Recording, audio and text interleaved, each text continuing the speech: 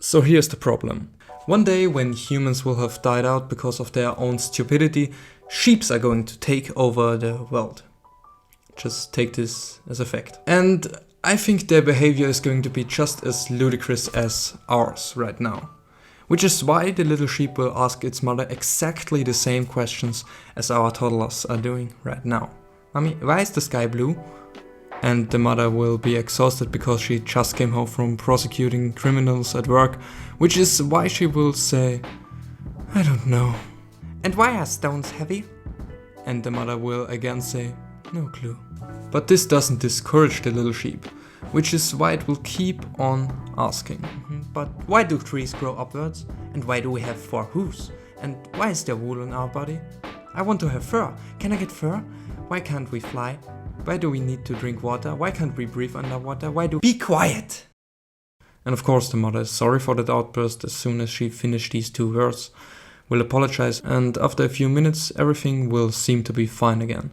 Maybe the mother will even explain a few of the questions. But it doesn't really matter, because the little sheep stopped asking. And if they are like us, they may be even more stupid and repeat this process in school, at their work, and when they get their own kids.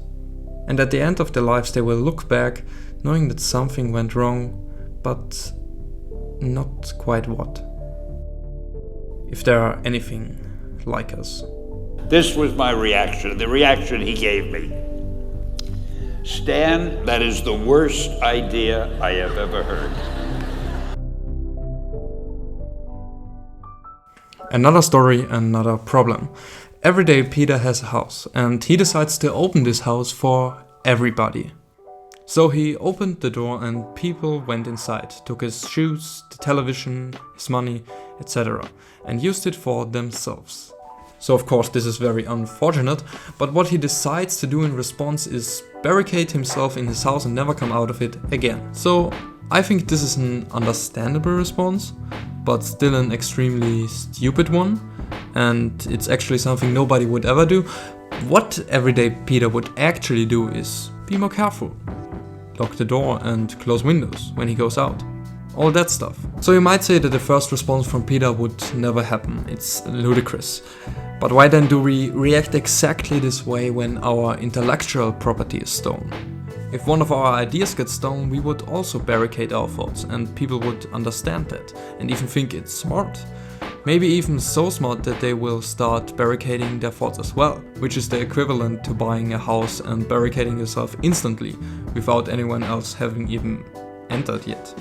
So you see, there's pretty much no good reason to not sharing your ideas with at least some people. So ideas are not entirely like houses, they're pretty much nothing like it, but this principle still works the same.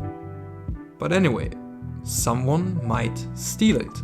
So why take the risk?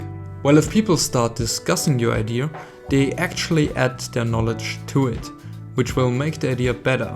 Great ideas don't get created by one person. And think about it, even if they don't help you out and someone actually steals your idea, it still ends up in this world. You may come out short financially, but it still gets to the world, and I think in the end this should really be the ultimate goal.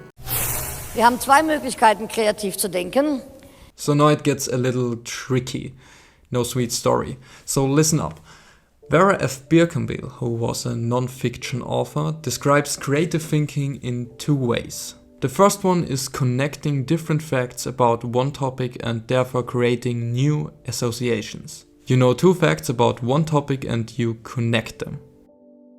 And the second one is taking 2 topics you know a lot about and connecting them, which is called by association. You have one information about one topic and another one about another topic, and you connect them.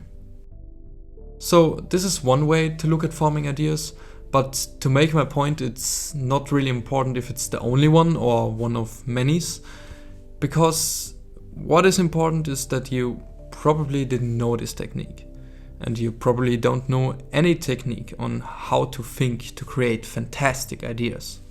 Because just like the little sheep, you never learned it. Your parents didn't tell you, your school never told you, But how could they? They never were taught about this either. See, my problem with this whole thing is that everybody always tells us that we need workers that think creatively, that work together to form great ideas. Nevertheless, nobody ever tells us how to. In my opinion, the 3 points that are most important for the creation of great ideas are: first, curiosity; second, to connect; and third, to actually understand how thoughts work. And because nobody teaches us how to do that, we have to learn it ourselves, which is one of the reasons why we create these videos. Because if stories have any use other to serve themselves, it just must be the dissemination of ideas. Now, why am I telling you this? Besides the fact that I have to kill a little time. If you have an idea that you genuinely think is good, don't let some idiot talk you out of it.